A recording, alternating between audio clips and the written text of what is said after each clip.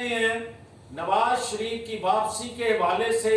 قوم کے اندر جو ہوپ ہے، جو ایک جوش ولولہ اس حالات میں بھی مہنگائی کے اس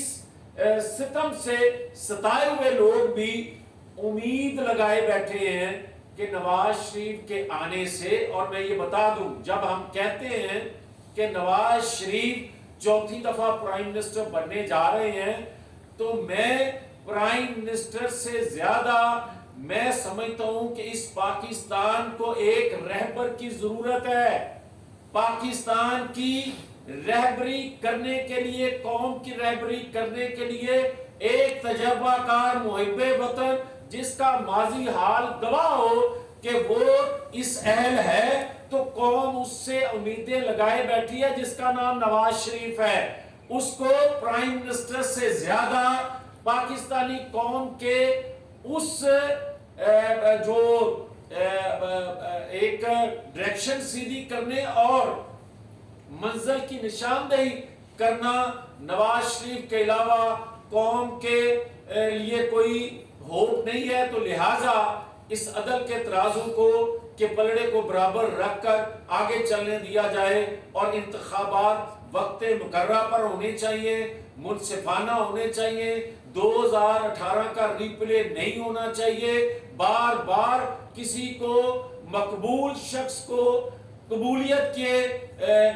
سامنے ڈھیر نہیں کرنا چاہیے، مقبولیت کو ہی قبول کرنا چاہیے، اپنی قبولیت کو مسلط نہیں کرنا چاہیے تاکہ یہ پاکستان آگے چل سکے۔ بہت شکریہ۔ دو مختصر سوال ہے کہ آپ 90 دن کے الیکشن کی جو ایک آئینی بات ہے اس کی حمایت کرتے ہیں، اور دوسرے ہے کہ آپ 2017 کے پاکستان کی بات کریں کہ جو 15 مہینے گزرے اس میں آپ وفاقی وزیر بھی تھے، اس کی بات کیوں نہیں کرتے؟ دیکھیں میں بڑا کلیئر ہوں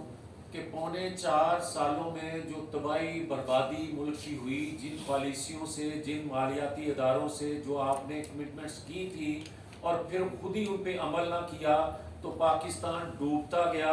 اس کا ملبہ پونے 4 سال کی حکومت پہ بوجھ اس حکومت پہ ڈالنا چاہیے۔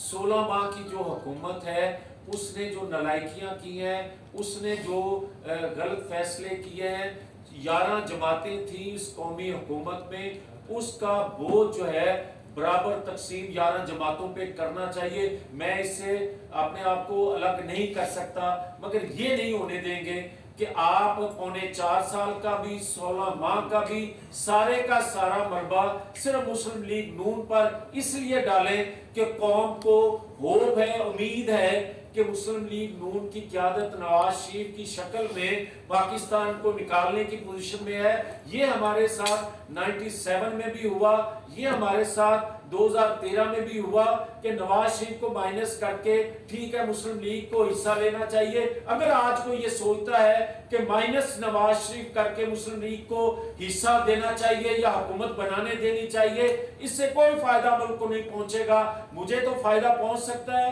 مگر ریاست کو فائدہ نہیں پہنچ سکتا۔ اس لیے یہ میں سمجھتا ہوں کہ نواز شریف کو فیئر فری الیکشن دیں، انصاف کے تقاضے پورے کیے جائیں، اور جنہوں نے 2017 میں نواز شریف کو الگ کیا تھا اور عمرانی پروجیکٹ کو لانچ کیا تھا ان کو کٹہرے میں کھڑا کیا جانا چاہیے۔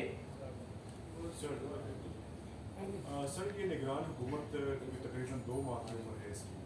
اور اس میں ہم نے دیکھا کہ انہوں نے جتنا وزن عوام پہ ڈالا ہے پیٹرول کی مد میں یا دیگر مہنگائی کی صورت میں، عوام سڑکوں پر نکلنے کے لیے مجبور ہو گئے۔ تو یہ جو 2 مہینے کی کارکردگی اس نگران حکومت کی ہے، اس کا ذمہ دار کون ہے؟ یہ جو ملبہ اگر ڈالا جائے گا اس مہنگائی کا، وہ کس گورنمنٹ پہ ڈالا جائے گا؟ دیکھیں جاوید صاحب، میں بڑا پہلے بھی عرض کر چکا ہوں کہ جب تک آپ